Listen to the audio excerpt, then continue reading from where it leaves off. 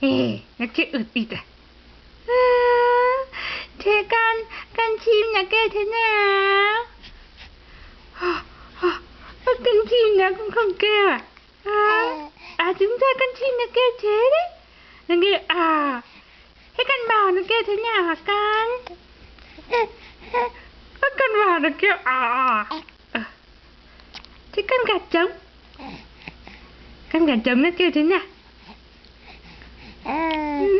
Con gà trống nó kêu à. Con gà trống gáy vào buổi sáng con nhỉ? Thế mẹ hỏi con nhá, con lợn quay nó kêu thế nào? Con lợn quay ấy.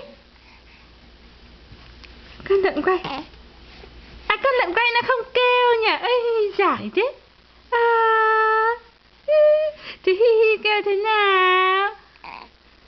Nó kêu thế nào hả con? Hi kêu thế nào? Hi kêu ê ê.